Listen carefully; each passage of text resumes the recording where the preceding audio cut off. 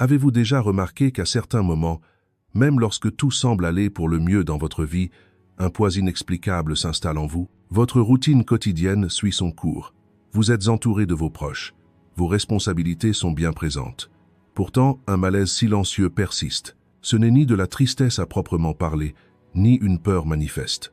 C'est plutôt comme si quelque chose en vous murmurait sans cesse la même phrase « Il manque quelque chose ». Ce sentiment est le signe le plus important, celui que beaucoup cherchent à fuir, car le malheur, contrairement à ce que l'on pourrait croire, n'est pas une faiblesse, mais souvent un appel intérieur. Selon Carl Jung, le malheur trouve sa source dans quelque chose de bien plus profond que les circonstances extérieures. Ce sentiment surgit lorsqu'une personne perd le contact avec sa réalité intérieure. Autrement dit, le malheur n'est pas le signe que la vie a été injuste envers vous, mais plutôt que vous vous êtes éloigné de votre véritable nature. Jung décrit cela comme une alarme intérieure. L'alarme sonne, car une part de vous longtemps refoulée aspire désormais à se manifester. Une émotion refoulée, un besoin différé ou une vérité niée se manifestent ainsi. De nos jours, on perçoit souvent le malheur comme un problème à éradiquer au plus vite. On s'active davantage, on se distrait plus facilement et on désire toujours plus. Mais ces échappatoires ne comblent pas le vide intérieur. Au contraire, elles le rendent encore plus invisible. Pour Jung, le malheur n'est pas à éviter, mais un message à écouter, car ce sentiment nous indique que notre ancienne identité ne suffit plus. Les pensées, les rôles et les attentes qui nous convenaient autrefois ne nous soutiennent plus. Souvent, on ne s'en rend pas compte lorsqu'on vit selon les attentes d'autrui. On se forge une image conforme aux attentes de la société, un caractère accepté par la famille, une posture exigée au travail. Cette image, Jung l'appelle la persona. La persona est nécessaire à la survie, mais lorsqu'on s'y accroche complètement, on abandonne silencieusement son véritable moi. C'est là que naît le malheur. Notre véritable moi commence à nous alerter, non pas plus fort, mais d'une voix plus profonde. Par conséquent, la première question à se poser dans les moments de tristesse n'est pas « Que m'a fait la vie ?», mais « Que me fais-je subir ?» Car souvent, la souffrance ne provient pas des assauts du monde extérieur, mais d'une division intérieure. Une partie de nous aspire à aller de l'avant, tandis qu'une autre souhaite rester figée dans le passé. Ce conflit se manifeste par de la lassitude et un sentiment d'absurdité. Selon Jung, ce sentiment n'est pas une pathologie. Au contraire, il est le point de départ du développement spirituel. La tristesse nous dit « Nous ne pouvons plus vivre en nous conformant. Nous ne pouvons plus continuer en paraissant forts. Nous ne pouvons plus nous contenter d'être comme tout le monde. Notre réalité intérieure veut se faire entendre. À ce stade, nous sommes face à un dilemme. Soit nous étouffons cette voix et maintenons l'ordre établi, soit nous choisissons de nous arrêter et d'écouter. C'est précisément là que commence ce que Jung appelle l'éveil. Lorsqu'une personne accepte de traverser des émotions difficiles, elle entame une véritable connexion avec elle-même. Par conséquent, la vérité la plus importante à retenir dans les moments de tristesse est la suivante. Ce sentiment est là pour vous faire grandir, non pour vous amoindrir. Les moments où vous avez l'impression que la vie s'acharne contre vous sont souvent des moments où elle vous invite à explorer votre être profond. Si vous ignorez cet appel, la tristesse reviendra sous différentes formes, plus intense, plus complexe et plus invalidante. Si vous l'écoutez, elle prendra peu à peu tout son sens. Maintenant, regardez-vous en face. Qu'est-ce qui vous a vraiment rendu malheureux ces derniers temps? Vos expériences ou une voix intérieure que vous avez longtemps étouffée? L'un des héritages les plus importants de Jung est le suivant. Lorsqu'elle est négligée, l'âme engendre la souffrance. Cette souffrance n'est pas une punition, mais un signal d'alarme. Ignorer ce signal est le chemin le plus court vers l'aliénation de soi. La tristesse semble souvent inopportune. Elle surgit juste au moment où tout semble aller pour le mieux, juste au moment où vous vivez enfin comme vous le devriez. C'est parce que le développement intérieur ne suit pas le rythme des réussites extérieures. Quand une personne évolue dans le monde extérieur tandis que son monde intérieur stagne, son âme le signale par un malaise silencieux. Selon Jung, il ne s'agit pas d'une régression, mais d'un passage.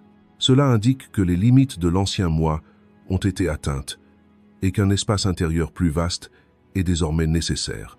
Ainsi, le mal, être ne signifie pas souvent que l'on mène une vie erronée, mais plutôt que l'on vit avec un moi incomplet. Combien de fois vous êtes-vous posé cette question? Pourquoi est-ce que je me sens ainsi? Pourquoi cette agitation intérieure alors que tout va bien? Pourquoi les succès ne me satisfont-ils plus comme avant? Selon Jung, ces questions ne sont pas des signes de faiblesse, mais de conscience. car on ne se questionne véritablement que lorsque les choses commencent à se fissurer. Et ce questionnement ne peut s'expliquer par les raisons apparentes. La véritable raison est souvent une disharmonie qui s'accumule silencieusement dans le monde intérieur. Carl Jung, en examinant la structure de la psyché humaine, affirme que lorsqu'une personne ne vit pas en accord avec elle-même, une tension intérieure surgit. Cette tension finit par se transformer en émotion, et l'émotion est ressentie comme du mal, être. Ce que vous ressentez n'est donc pas le fruit du hasard. Quelque part en vous, un fardeau longtemps porté ne peut plus se cacher et se manifeste. Ce fardeau est généralement constitué de rôles endossés inconsciemment. Vous développez une personnalité sans vous en rendre compte. Vous êtes fort là où il faut l'être, compréhensif là où il faut l'être, silencieux là où il faut l'être. Avec le temps, ces rôles deviennent automatiques. Plus personne ne vous y oblige, car vous avez déjà commencé à les exiger de vous-même. C'est précisément à ce moment que l'équilibre intérieur est rompu. Car à mesure que le personnage s'étend, le vrai moi se replie sur lui-même. Et ce moi replié ne reste pas silencieux, il s'exprime simplement de manière plus indirecte. Cette communication indirecte se manifeste généralement par des sentiments tels qu'une lassitude diffuse, une agitation inexplicable, un désir de s'isoler et une indifférence envers ce qui vous rendait heureux auparavant. Jung considère ces symptômes comme le langage du moi refoulé. Lorsque le psychisme ne peut s'exprimer directement, il produit des émotions. Et ces émotions sont souvent inexplicables par la logique. C'est pourquoi la phrase « j'ai tout, mais je ne suis pas heureux » est si courante. Un autre point important est le besoin de contrôle. Lorsqu'une personne ne se sent pas en sécurité, elle cherche à contrôler ses émotions, ses relations, voire son avenir. Selon Jung, le contrôle est un masque dissimulant une insécurité intérieure. Plus vous essayez de contrôler, plus la tension intérieure augmente, car la vie est incontrôlable. L'effort de contrôle restreint davantage la psyché. Une psyché restreinte engendre le malheur. À ce stade, ce que vous ressentez n'est pas un échec, mais une surcharge. Un autre aspect du diagnostic concerne les émotions refoulées. Colère, ressentiment, déception, sentiment de dévalorisation. Ces émotions ne disparaissent pas lorsqu'on les ignore. Elles sont enfouies dans l'inconscient et commencent à vous influencer. Jung appelle cela l'entrée en jeu de l'ombre. L'ombre représente tout ce qui aspire à être accepté, mais est rejeté. À mesure que l'ombre grandit, le malheur s'approfondit. Car une personne est en conflit avec une partie d'elle-même. Il est important de s'arrêter et de réaliser ceci. Le malheur n'est pas votre ennemi. C'est un mécanisme qui tente de vous communiquer un message. Il révèle une disharmonie intérieure et non une situation extérieure problématique. Par conséquent, tenter de faire taire immédiatement ce sentiment ne fait que retarder le message. Dans l'approche de Jung, la première étape consiste à établir le bon diagnostic. Autrement dit, se poser honnêtement la question « Pourquoi est-ce que je me sens ainsi ?» sans chercher à refouler la réponse. Si cette description vous semble familière, sachez que vous n'êtes pas seul. Nombreux sont ceux qui traversent cette étape et la plupart font demi-tour à ce stade. Car l'introspection demande du courage. Si vous êtes arrivé jusqu'ici, c'est que vous avez commencé à faire preuve de ce courage. Si ce type de contenu approfondi vous parle, vous abonner à la chaîne pourrait être un bon moyen de ne pas parcourir ce chemin seul. Car ce dont nous allons parler prochainement concerne les conséquences de ce sentiment.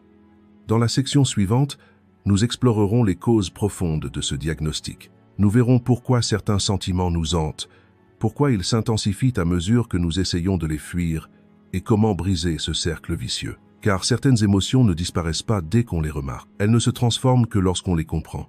À ce stade, la plupart des gens ont tendance à se blâmer. Des pensées comme « je ne suis donc pas assez fort » ou « je ne sais donc pas être reconnaissant » surgissent. Selon Jung, ces pensées sont des mécanismes de défense mentaux qui rendent difficile la compréhension de la vérité. Car il ne s'agit pas d'une faiblesse de caractère, mais de la manifestation d'une profonde disharmonie intérieure qui a fini par se révéler. Lorsque l'âme est sous pression, elle s'exprime non par la culpabilité, mais par un malaise. Mal interpréter ce malaise nous éloigne de la solution. On cherche souvent la source de son malheur à l'extérieur de soi, dans les événements, les gens, le passé ou les circonstances. Or, l'une des observations les plus frappantes de Jung est la suivante.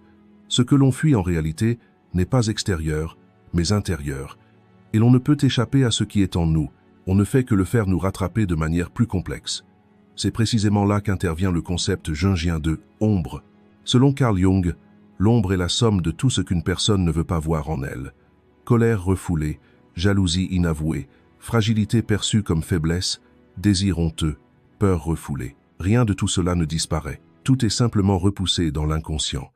Et tout ce qui est refoulé dans l'inconscient, à un certain moment, commence à gouverner les comportements, les réactions et les choix. Dès lors, la personne ne comprend plus pourquoi elle ne parvient pas à se contrôler dans certaines situations, pourquoi elle retombe sans cesse dans les mêmes émotions. Une personne qui n'entre pas en contact avec son ombre est divisée en deux. D'un côté, le « moi idéal », fort, équilibré, logique, maître de lui. L'autre facette, c'est la part refoulée, colère, ressentiment, peur, parfois enfantin, parfois sombre. La tension intérieure qui se crée entre ces deux aspects est l'une des sources les plus profondes de malheur, car tant qu'une personne est en guerre contre elle-même, aucune circonstance extérieure ne peut lui apporter la paix. L'échappatoire se manifeste généralement ainsi. La personne refoule l'émotion désagréable, détourne son attention, s'occupe, garde le silence, sourit. Mais chaque émotion refoulée finit par ressurgir, déclencher. Un mot anodin, un événement simple, un regard apparemment insignifiant peuvent soudainement provoquer une réaction excessive. Selon Jung, ces moments ne sont pas fortuits. L'ombre attend une occasion de se manifester, et elle vous surprend à votre moment de faiblesse. On a alors tendance à s'en vouloir. On se demande « Pourquoi ai-je tant exagéré ? Pourquoi ai-je ressenti cela ?» Mais la bonne question est « Qu'est-ce qui, en moi, aspirait à être entendu depuis si longtemps ?» Car l'ombre se renforce à mesure qu'elle est refoulée. Elle émerge avec plus de force lorsqu'elle est rejetée. Jung affirme que combattre son ombre ne la détruit pas, mais la rend au contraire plus dangereuse. Affronter son ombre exige du courage, mais la fuir a un coût bien plus lourd. Il y a une autre raison pour laquelle l'ombre ne nous quitte pas.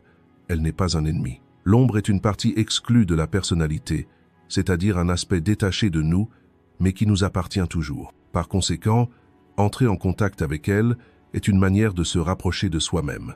C'est là que commence le processus que Jung appelle l'individuation. Une personne s'intègre lorsqu'elle prend conscience non seulement de ses bons côtés, mais aussi des aspects qu'elle perçoit comme sombres. Une personne qui ne s'intègre pas reste intérieurement fragmentée. L'ombre devient plus visible lors de périodes de profond malheur, car l'âme a perdu sa capacité de refoulement. Ces périodes sont souvent des moments de rupture. Les déceptions, les pertes, les rejets et les trahisons accélèrent ce processus. Selon Jung, ces événements font remonter l'ombre à la surface. Dans ces moments-là, deux options s'offrent à nous, soit refouler à nouveau et perpétuer le cycle infernal, soit s'arrêter, observer et tenter de comprendre. La seconde voie est difficile, mais transformatrice. Une prise de conscience essentielle est ici nécessaire. Affronter son ombre ne signifie pas approuver chaque action. Reconnaître sa colère ne signifie pas agir sous l'emprise de la colère. Percevoir la jalousie ne signifie pas se comporter avec jalousie. Jung insiste sur ce point. Ce qui demeure dans l'inconscient nous gouverne, tandis que ce qui émerge à la conscience collabore avec nous. Autrement dit, l'ombre, une fois reconnue, cesse d'être incontrôlable. Sinon, elle nous enfermera sans cesse dans les mêmes schémas. Dès lors, la phrase à se rappeler lors des moments de tristesse est « Ce qui me trouble, c'est la voix d'une partie de moi-même ». Cette phrase abaisse les défenses, apaise la culpabilité et invite à l'observation. Si elle résonne en vous, c'est que vous êtes sur la bonne voie, car le contact avec l'ombre commence par les phrases les plus sincères que l'on se dit à soi-même. Si vous êtes arrivé jusqu'ici, il est important de savoir ceci. Chacun a une part d'ombre, personne n'en est exempt. Ce qui fait la différence, c'est de savoir si l'on vit en la niant ou en la reconnaissant consciemment. Celui qui ignore son ombre cherche son malheur à l'extérieur de lui-même. Il y a des moments dans la vie où un mot, une séparation, une perte ou une déception inattendue provoque un effondrement intérieur. De l'extérieur, tout semble continuer comme avant, mais à l'intérieur, quelque chose s'est irrémédiablement brisé. Selon Jung, ces moments ne sont pas accidentels. Ce sont des points de rupture où l'âme ne peut plus maintenir son équilibre antérieur. La douleur surgit précisément à ce moment-là. Et la douleur n'est pas seulement destruction, comme on pourrait le croire. Souvent, elle est le signe avant-coureur inévitable d'une transformation intérieure. Carl Jung conçoit la douleur non comme une erreur à refouler, mais comme le seuil de la conscience de soi. Tout au long de la vie, on peut endurer beaucoup de choses. On peut les ignorer, les tolérer ou s'y habituer. Mais l'âme a ses limites. Lorsque cette limite est franchie, la douleur se fait entendre. Ce discours est brutal, il est perturbant, il vous empêche de dormir. Il fait ressurgir sans cesse les mêmes pensées, car désormais, il ne suffit plus de s'adapter, il faut changer. Les points de rupture ont une caractéristique commune. La personne se sent vulnérable, elle perd le contrôle, l'avenir devient incertain. À ce stade, la plupart des gens tentent de faire taire la douleur. Ils veulent se rétablir rapidement. Ils s'efforcent de paraître forts. Selon Jung, ce réflexe retarde le message de la douleur, car la douleur ne disparaît pas lorsqu'elle est refoulée, elle change seulement de direction. Elle se reproduit dans le corps, dans les relations ou dans des cycles de vie récurrents. Le premier message de la douleur est « une limite a été franchie ». Cette limite correspond parfois à trop de concessions faites aux autres, parfois à un besoin ignoré pendant des années et parfois à un mode de vie qui nous trahit. On attribue souvent sa souffrance à quelqu'un d'autre, mais la vérité que Jung met en lumière est plus profonde. La véritable rupture commence lorsqu'une personne se coupe de sa propre essence. Les événements extérieurs ne font que rendre visible cette faille intérieure. Par conséquent, la question à se poser dans les moments de douleur n'est pas « pourquoi cela m'arrive-t-il ?» La question bien plus transformatrice est « qu'est-ce que cette douleur a révélé en moi ?» Car la douleur ouvre la porte à la remontée des émotions refoulées. Colère, chagrin, peur, sentiment de dévalorisation, peur de l'abandon. Ces émotions, habituellement maîtrisées, deviennent impossibles à dissimuler lors des moments de rupture. Selon Jung, il ne s'agit pas d'une régression, mais d'une invitation de l'inconscient à la conscience. La rupture survient lorsque les accords tacites que l'on passe avec soi-même volent en éclats. Ce que l'on disait « je peux endurer cela » devient insupportable. L'ordre établi « il en a toujours été ainsi, il en sera toujours ainsi » commence à s'effondrer. À ce stade, l'âme ne souhaite plus maintenir l'ancienne structure, car celle-ci ne permet plus d'évoluer. C'est pourquoi la douleur apparaît, pour nous arrêter, pour nous rappeler que si nous persistons sur la même voie, nous nous égarerons. Selon Jung, les transformations les plus importantes de la vie se produisent lorsque l'on est le plus vulnérable. Car lorsque les défenses tombent, le masque tombe aussi. Le masque se fissure. Et pour la première fois, le vrai soi commence à se révéler. Ces moments sont terrifiants, car les anciennes réponses ne fonctionnent plus. Les anciennes conceptions du pouvoir s'effondrent. Pour la première fois, on ressent « je ne sais pas quoi faire ». Jung perçoit cette incertitude non comme un danger, mais comme un potentiel, car c'est dans l'inconnu que naît une nouvelle conscience. Le plus difficile avec la douleur, c'est le sentiment de solitude. On a l'impression que personne ne comprend vraiment ce que l'on traverse. Ce sentiment de solitude est souvent plus lourd que la douleur elle-même. Jung établit ici une distinction importante. La solitude n'est pas l'absence de toute personne dans le monde extérieur. La solitude est l'incapacité à se connecter à son expérience intérieure. Cette connexion peut être rétablie lors d'une rupture. Si l'on parvient à rester au cœur de la douleur, à l'observer sans la refouler, la solitude se transforme progressivement en une introspection profonde. La douleur ne vient pas pour nous affaiblir, mais pour nous libérer d'un moi étriqué. Une rupture ne signifie pas que l'on mène une vie erronée. Elle révèle que l'on vit avec un moi incomplet. Une fois cette incomplétude reconnue, la douleur reste de la douleur, mais elle n'aveugle plus. Elle nous guide. On commence alors à apprendre non seulement à endurer, mais aussi à comprendre. La période qui suit une rupture est souvent synonyme d'incertitude. Les anciens réflexes s'avèrent inefficaces, les anciennes identités sont fragilisées, et les anciennes réponses ne parviennent plus à combler le vide. C'est précisément à ce moment que débute le processus que Jung propose comme solution. Les individuations. S'individuer, ce n'est pas devenir une meilleure personne, ni paraître plus harmonieux ou plus fort. S'individuer, c'est trouver la cohérence avec soi-même. C'est permettre aux différentes facettes de son monde intérieur de cesser de s'affronter et de coexister harmonieusement. Carl Jung définit l'individuation comme un long cheminement vers le centre de la personnalité. Ce cheminement n'a pas pour but d'éliminer l'ombre ni de mettre fin à la souffrance, mais de faire émerger le refoulé à la conscience. Car la conscience ne domine pas la personne, elle collabore avec elle. Ainsi, le processus d'individuation engendre une force silencieuse mais profonde. De l'extérieur, il peut sembler qu'aucun changement majeur ne se produise. Pourtant, intérieurement, un équilibre fondamental s'établit. Cette force silencieuse ne s'exprime pas. Elle ne cherche pas à se justifier. Elle ne fournit pas constamment d'explications. Selon Jung, cette force provient du fait que la personne ne se sent plus obligée de réagir à tout. Réagir consomme de l'énergie. Observer, en revanche, en libère. Une personne individualisée ne refoule pas ses émotions. Mais elle ne se laisse pas non plus submerger par elle. Elle reconnaît sa colère, prend conscience de sa peur et nie pas sa vulnérabilité. Cependant, elle ne prend pas de décision sous le coup de l'émotion. Le premier changement dans ce processus est le besoin de contrôle. On ne cherche plus à tout réparer, à comprendre tout le monde, ni à maîtriser chaque situation. Car, comme le souligne Jung, le désir de contrôle est l'expression extérieure d'une insécurité intérieure. À mesure que l'individuation progresse, on réalise que vouloir tout contrôler est le moyen le plus sûr de s'aliéner. La force silencieuse naît du courage de lâcher prise. Ce lâcher-prise n'est pas une capitulation, c'est un choix conscient. Un autre aspect important de l'individuation est la capacité à poser des limites. La force silencieuse se manifeste chez les personnes capables d'établir des limites. Ne pas répondre à tous les appels, ne pas satisfaire à toutes les attentes, ne pas se sentir obligé d'exprimer toutes ses émotions. Selon Jung, les limites sont une forme de loyauté, non pas envers autrui, mais envers son propre ordre intérieur. Ceux qui ne parviennent pas à établir de limites perdent leur centre, et ceux qui perdent leur centre deviennent profondément aliénés d'eux-mêmes. Dès lors, le malheur prend un autre sens. Il n'est plus un ennemi à éviter, mais un signal à écouter. Face au malheur, on ne panique pas. On ne cherche pas à le résoudre rapidement. On s'arrête et on observe. La question « Quelle partie de moi est négligée ici ?» surgit spontanément. Cette question est la clé la plus simple et pourtant la plus puissante de l'individuation. Car la réponse ne se trouve pas toujours à l'extérieur, mais à l'intérieur.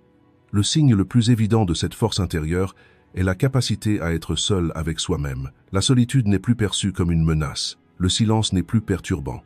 Jung appelle cet état le recentrage intérieur. Quand une personne parvient à se recentrer sur elle-même, les fluctuations du monde extérieur l'affectent moins.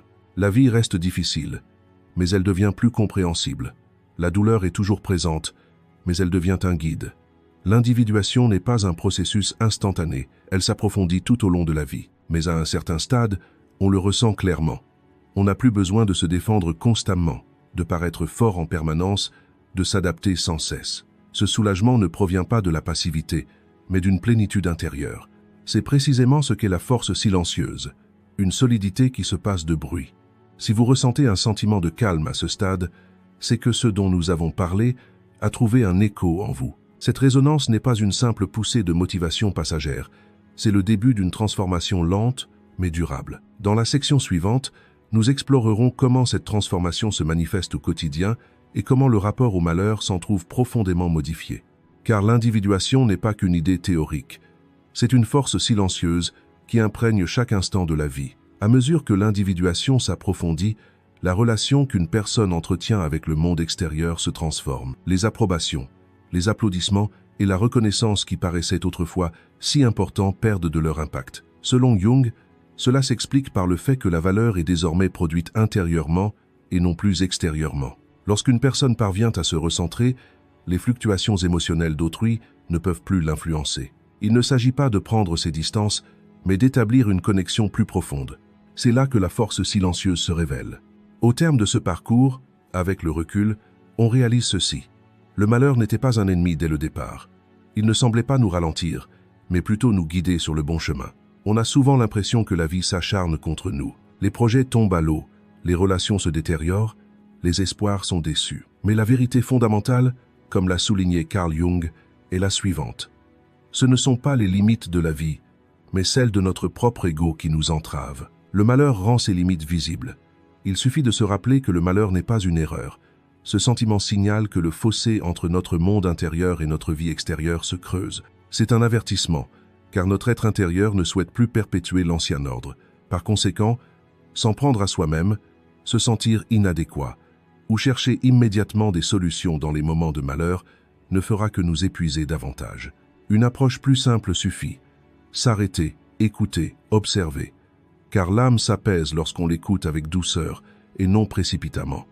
Il y a là une distinction importante. Tenter d'éliminer le malheur ne revient pas à tenter de le comprendre. Toute émotion que l'on essaie d'éliminer opposera une résistance. Toute émotion que l'on tente de comprendre finira par se dissiper. Selon Jung, la maturité ne consiste pas à se sentir constamment bien. La maturité est la capacité à endurer les émotions difficiles. Lorsqu'une personne développe cette capacité, la dureté de la vie ne s'atténue pas.